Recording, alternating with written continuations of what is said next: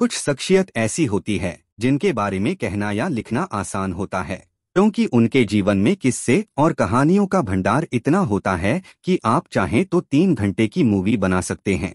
लेकिन जब भी ऐसे किसी व्यक्तित्व की बात हो रही हो तो उसकी शुरुआत कहाँ से करें, यह सबसे बड़ी दुविधा का केंद्र होता है। डॉक्टर एपीजे अब्दुल कलाम न केवल एक वैज्ञानिक बल्कि समाज सुधारक और देश के प्रथम नागरिक बने। ऐसा क्या था उनमें जो हर कोई उन्हें अपना समझता था? उन्हें क्यों पीपल्स प्रेसिडेंट के नाम से ज्यादा जाना जाता था?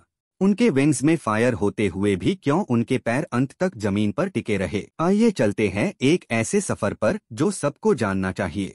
लेकिन आगे बढ़ने से पहले इस वीडियो को लाइक कर लें और इस चैनल को सब्सक्राइब करना न भूलें ताकि आपको मिल सकें ऐसे व्यक्तित्वों की कहानी जिन्होंने देश का नाम विश्व में रोशन किया।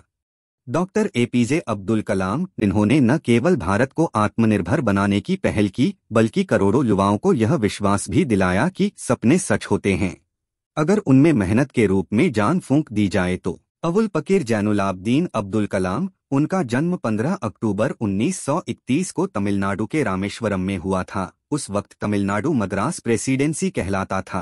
पिता जैनुलाब्दीन नाव चलाकर यात्रियों को रामेश्वरम मंदिर तक ले जाते थे और उनकी माता अशियम्मा धार्मिक प्रवृत्ति की महिला थी और उनका जीवन बेहद सादगी से भरा हुआ था। कलाम 4 भाइयों और एक बहन में सबसे छोटे थे। घर की आर्थिक परिस्थिति कमजोर थी और इसलिए बचपन से ही उन्होंने अभाव में जीना सीख लिया था, लेकिन हौसले बुलंद थे। उन्होंने न्यूज़पेपर बांटकर घर की जिम्मेदारियां उठाने का भी कार्य किया। इससे न केवल वो घर की जरूरत को पूरा बल्कि अपनी स्कूल की फीस का भी इंतजाम किया करते थे। उन्होंने शुरुआती पढ़ाई रामेश्वरम एलिमेंट्री स्कूल से की। इसके बाद वो हाई स्कूल के लिए Schwartz higher secondary school Ramanathapuram गए। फिर वो ग्रेजुएशन के लिए सेंट जोसेफ कॉलेज तिरुचिरापल्ली गए और वहां फिजिक्स में अपनी पढ़ाई पूर्ण की। उन्हें विज्ञान, गणित और मशीनों में गहरी रुचि थी और शुरुआत में वो एक फाइटर पायलट भी बनने की अपेक्षा रखते थे। बचपन से उन्हें उड़ते हुए पक्षी बहुत आकर्षित करते थे। उड़ते हुए जहाज को देखना और सोचना कि जीवन में उन्हें भी ऐसा कुछ करना है जो एरोस्पेस से रिलेटेड हो। उसके बाद वो उच्च शिक्षा के लिए मद्रास इंस्टीट्यूट ऑफ टेक्नोलॉजी गए, जहां से उन्होंने एरोस्पेस इंजीनियरिंग की पढ़ाई पूर्ण की। इसके लिए उन्हें गवर्नमेंट की तरफ से स्कॉलरशिप भी मिली थी। MIT में पढ़ाई के दौरान उन्हें एक प्रोजेक्ट के लिए समय से पहले मॉडल तैयार करना था, लेकिन उस वक्त के डीन ने जब देखा कि उनका प्रोजेक्ट कंप्लीट नहीं हुआ है तो उन्होंने कलाम को जोरदार फटकार लगाई और 3 दिन का समय दे दिया कि अगर इस समय तक प्रोजेक्ट पूर्ण नहीं हुआ तो उनकी स्कॉलरशिप रद्द कर दी जाएगी। लेकिन इस फटकार ने उनके जीवन में एक पॉजिटिव रीइंफोर्समेंट की तरह काम किया। उन्होंने तय समय पर प्रोजेक्ट पूर्ण कर सभी लोगों को आश्चर्य में डाल दिया और ऐसे में टाइम मैनेजमेंट और प्रेशर मैनेजमेंट जैसी स्किल्स उन्होंने सीखी जो उनके जीवन में बहुत ही बड़ा रोल प्ले करने वाली थी।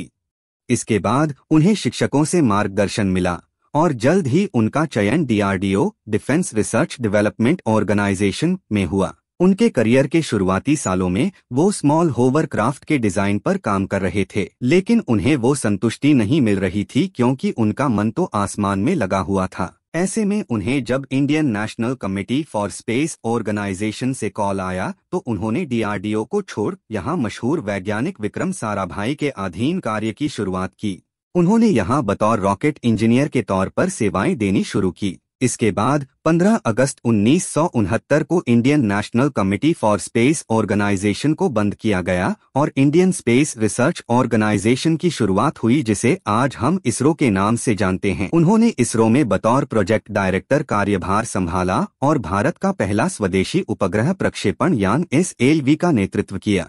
उन्होंने 1979 में SLV-3 को लॉन्च किया। यह सैटेलाइट फेज 2 के दौरान मैलफंक्शन का शिकार हुआ और ऑर्बिट की जगह बे ऑफ बंगाल में जाकर गिरा। इस घटना को याद करते हुए डॉक्टर एपीजे अब्दुल कलाम ने कहा था कि मिशन फेल हो जाने के बाद पूरी टीम का हौसला पस्त हो चुका था। सभी लोग उदास थे।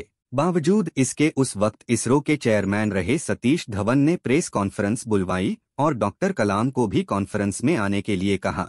जब उनसे पूछा गया कि इस मिशन के फेल होने की जिम्मेदारी किसकी है तो डॉक्टर एपीजे अब्दुल कलाम डर गए क्योंकि वही प्रोजेक्ट डायरेक्टर थे। लेकिन उनकी उम्मीदों से परे सतीश धवन ने खुद को जिम्मेदार बताया और पूरी रिस्पॉन्सिबिलिटी खुद पर ले ली। इससे डॉक्टर कलाम को कुछ बातें सीखने मिली कि विफलता अंत नहीं है, साथ ही टीम का एक लीडर होता है और बुरे वक्त में उस लीडर को ही आगे आना होता है और टीम के मनोबल को बढ़ाना, टीम को हौसला देना ताकि आने वाली जवाबदारियों के लिए टीम तैयार रह सके और साथ ही गलतियों से सीखकर आने वाले समय के लिए प्लानिंग कर सकें। यह सब उन्हें इस विफलता और सतीश धवन के नेतृत्व में सीखने को मिला। उन्होंने वैज्ञानिकों की टीम को प्रेरित किया और अगले साल लॉन्च होने वाली इस एलवी की तैयारियों में जुट गए। विफलता इंसानों को बहुत कुछ सिखाती है और अगर बात किसी टीम की हो तो यकीनन 5 उंगलियां मिलकर एक मुट्ठी तो बना ही सकती है। यही हुआ साल 1980 में, जब अगले एसएलवी पर कार्य खत्म हुआ तो पूरी की पूरी टीम उसके लॉन्च के लिए जुट गई और इस बार की उड़ान सफल रही। फिर सतीश धवन ने एक प्रेस कॉन्फ्रेंस बुलवाई और इस बार अकेले डॉक्टर एपीजे अब्दुल कलाम को ब्रीफिंग के लिए भेज दिया।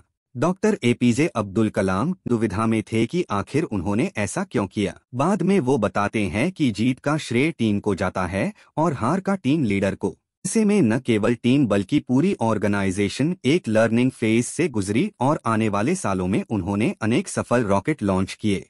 इसके पूर्व 1974 में राजा रमन्ना, जो कि एक न्यूक्लियर फिजिसिस्ट थे और साथ ही 1960 से 1970 के बीच भारतीय न्यूक्लियर कार्यक्रम के डायरेक्टर भी रह चुके थे, उन्होंने डॉक्टर कलाम को भारत का पहला न्यूक्लियर टेस्ट देखने का निमंत्रण दिया जिसका नाम था स्माइलिंग बुद्धा। हालांकि उस वक्त डॉक्टर कलाम न्यूक्लियर प्रोग्राम पर ऑफिशियली काम नहीं कर रहे थे, लेकिन उन्होंने उसी वक्त प्रोजेक्ट डेवल और प्रोजेक्ट वैलिएंट, जो कि बैलिस्टिक मिसाइल्स पर आधारित प्रोजेक्ट था, उसे सफलतापूर्वक एसएलवी में इस्तेमाल की गई तकनीकी से डेवलप किया। डॉक्टर कलाम ने डिफेंस सेक्टर के लिए अग्नि, पृथ्वी, नाग और त्रिशूल जैसी मिसाइलों में निर्णायक भूमिका निभाई। 1998 में पोखरण परमाणु परीक्षण की वैज्ञानिक टीम के मुख्य सदस्य रहे। उन्होंने भारत को एक परमाणु शक्ति संपन्न राष्ट्र बनाने में अभूतपूर्व योगदान दिया। इस कार्य ने उन्हें भारत का मिसाइल मैन बना दिया। 1992 से लेकर 1999 तक वो फिर डीआरडीओ के सचिव पद पर रहे। उन्होंने भारत के कई प्रोग्राम्स को सक्सेसफुली प्लान किया। उसमें से एक 1998 में पोखरण में हुआ परमाणु टेस्ट भी शामिल है, जिसे हम पोखरण 2 के नाम से भी जानते हैं। 1998 में डॉक्टर कलाम ने कार्डियोलॉजिस्ट भूपथिराजू सोमराजू के साथ मिलकर लोगों के लिए कम कीमत में उपलब्ध होने वाला कोरोनरी स्टेंट बनाया, जो कि दिल के मरीजों के लिए एक क्रांतिकारी उपलब्धि थी। 10 जून 2002 को एक बहुत बड़ी खबर आई, जिन्हें पूरा विश्व भारत के सैटेलाइट मैन और मिसाइल मैन के नाम से जाना करते थे, उन्हें अब भारत देश के प्रथम नागरिक के तौर पर भी जाना जाने लगा। उन्होंने भारत के 11वें राष्ट्रपति की शपथ ली। उनका कार्यकाल 2002 से 2007 के बीच रहा। उनका पूरा कार्यकाल देश को प्रेरणा देने वाला था। उन्होंने राष्ट्रपति भवन को युवाओं के लिए खोल दिया, हजारों छात्रों से संवाद किया, वैज्ञानिक सोच को बढ़ावा दिया, ई-गवर्नेंस, शिक्षा, जवाबदेही जैसे विषयों पर काम किया। उनका कहना था कि मैं जीवन भर शिक्षक रहना चाहता हूं। राष्ट्रपति बनने के बाद वो यही करते रहे। देश भर के स्कूलों, कॉलेजों में व्याख्यान देते, IIM, IIT और अन्य संस्थानों से जुड़े what can I give mission चलाया, जिसमें बच्चों को समाज सेवा की प्रेरणा दी। साल 2002 की बात है जब डॉक्टर एपीजे अब्दुल कलाम ने भारत के राष्ट्रपति की शपथ ले ली थी। दिल्ली के एक सरकारी स्कूल की बच्ची ने अपने शिक्षक से पूछा, सर क्या राष्ट्रपति साहब मुझसे मिलेंगे? टीचर मुस्कुराए और बोले, बेटा वो राष्ट्रपति हैं, वो बहुत व्यस्त होंगे। लेकिन उस छोटी सी बच्ची ने हार नहीं मानी। उसने कलाम सर को एक चिट्ठी लिखी। चिट्ठी में लिखा था, डियर कलाम अंकल, आप कहते हैं कि बच्चों के सपने सच्चे होते हैं। मेरा सपना है कि आप मुझसे मिलें।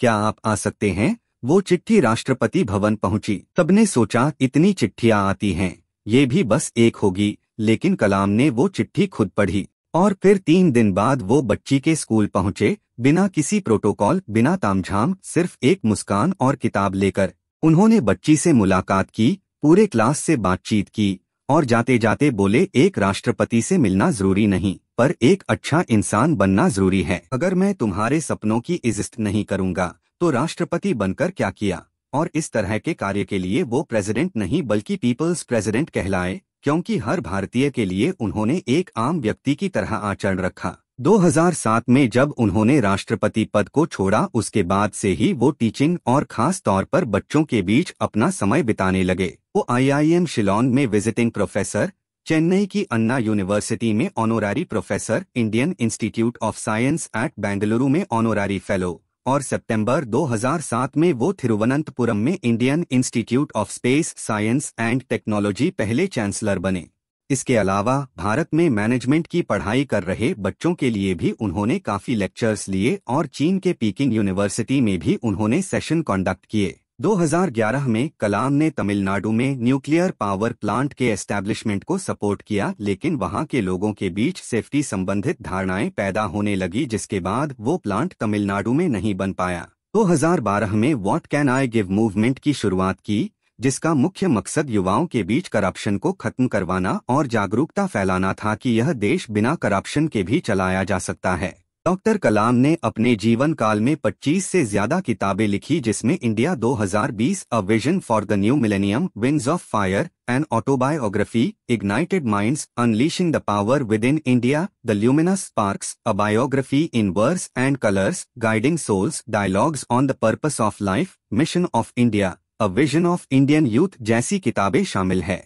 अगर हम ध्यान से हर एक किताबों के शीर्षक को देखें तो हमें इस बात की अनुभूति होगी कि वो कितने फ्यूचरिस्टिक व्यक्ति थे, उन्हें बच्चों से और युवाओं से कितनी उम्मीदें थी और वो भारत देश के लिए क्या सोच रखते थे। डॉक्टर कलाम कविताएं लिखना बहुत पसंद करते थे। उनकी पोएट्री तमिल में होती थी। उन्हें भारतीय क्लासिकल म्यूजिक में भी काफी रुचि थी और वो खुद भी वीणा नामक वाद्ययंत्र बजाया करते थे।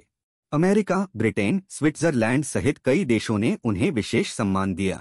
उन्हें 40 से अधिक विश्वविद्यालयों से डॉक्टरेट की उपाधियां भी मिली। संयुक्त राष्ट्र में भारत की शिक्षा नीति और शांति विषय पर उनके भाषण को पूरे विश्व से सराहना मिली। डॉक्टर एपीजे अब्दुल कलाम वो नाम बने जो न केवल साइंटिस्ट, प्रेसिडेंट बल्कि विचारक और राष्ट्र के लिए युवाओं को तैयार करने वाले लीडर भी कहलाए। उनके असीम कार्य के लिए भारत सरकार ने उन्हें 1997 में भारत रत्न, 1990 में पद्म विभूषण और 1981 में पद्म भूषण के खिताब से नवाजा। उन्हें award for national integration, Ramanujan award, Hoover medal और वन ब्रॉन अवार्ड से भी सम्मानित किया गया। 27 जुलाई 2015 को शिलांग में लेक्चर देते हुए उन्हें मंच पर ही हार्ट अटैक आया और उनका निधन हो गया। उनका पार्थिव शरीर रामेश्वरम लाया गया, जहां doctor APJ Abdul Kalam national memorial बना है, जो आज लाखों लोगों की श्रद्धा का स्थान है। उनके निधन के बाद भारत में डॉक्टर कलाम के जन्मदिवस को वर्ल्ड स्टूडेंट्स डे के रूप में और तमिलनाडु में यूथ रेनेसांस डे के रूप में मनाया जाता है। इसके अलावा डॉक्टर कलाम की याद में भारत के कई जगहों को डॉक्टर एपीजे अब्दुल कलाम के नाम पर रखा गया है। भारतीय डाक विभाग ने डॉक्टर कलाम की याद में 2015 में एक पोस्टल स्टैंप भी निकाला था, जिसमें वो बादलों के बीच उड़ते रॉकेट के साथ दिखाई दे रही हैं। भारतीय फिल्म इंडस्ट्री ने भी अ लिटिल ड्रीम और पीपल्स प्रेसिडेंट नाम की डॉक्यूमेंट्री बनाई, आई एम कलाम, जो एक लड़के की प्रेरणादायक कहानी है। माई हीरो कलाम कन्नड़ फिल्म, जिसमें डॉक्टर कलाम के बचपन से पोखरण तक का सफर दिखाया गया था। इसके अलावा मेगा आइकॉन्स, सूराराय पोत्रु, रॉकेट बॉयज और रॉकेटरी द नंबी इफेक्ट में भी डॉक्टर कलाम के कार्यों को दिखाया गया है। इसके अलावा डॉक्टर एपीजे अब्दुल कलाम पर आधारित एक और डॉक्यूमेंट्री बनी, जिसमें मशहूर लेखक और डायरेक्टर गुलजार ने उनके जीवन को अपने शब्दों से पिरोया है। अगर आपने गुलजार पर आधारित हमारा वीडियो अभी तक नहीं देखा है तो लिंक बायो में मौजूद है। आज जब भारत युवा शक्ति की बात करता है, आत्मनिर्भरता की बात करता है, वैश्विक विज्ञान में अग्रणी बनने की बात करता है, तो हर बार एक ही नाम गूंजता है, डॉक्टर कलाम। उनका vision India as a developed nation by 2020 इंच आज भी दिशा देने वाला है। उनके विचार और सीख अगर हर भारतीय ने अपना ली तो यकीनन भारत को विश्व के शीर्ष पर आने से कोई नहीं रोक सकता। डॉक्टर एपीजे अब्दुल कलाम जैसे लोग हर दिन नहीं जन्म ले सकते, लेकिन उनके विचार हर युवा के भीतर जन्म ले सकते हैं।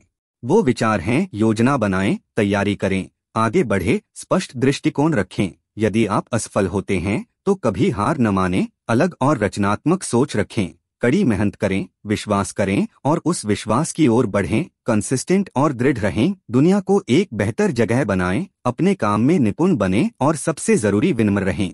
अगर मेहनत करने का जज्बा है तो कोई भी मंजिल दूर नहीं। क्या आप तैयार हैं कलाम बनने के लिए? सोच को अपने पंख दो, फिर कोई मंजिल दूर नहीं। डॉक्टर कलाम ने यही किया। अब आपकी बारी है। अगर आपको हमारा यह वीडियो पसंद आया हो तो इसे लाइक करें, कमेंट्स में जरूर बताएं कि आप डॉक्टर कलाम के जीवन को किस तरह देखते हैं, और चैनल को सब्सक्राइब करना न भूलें ताकि आपको इसी तरह के व्यक्तित्वों के बारे में पता चल सके जिन्होंने देश का सर गर्व से विश्व में ऊंचा करवाया है।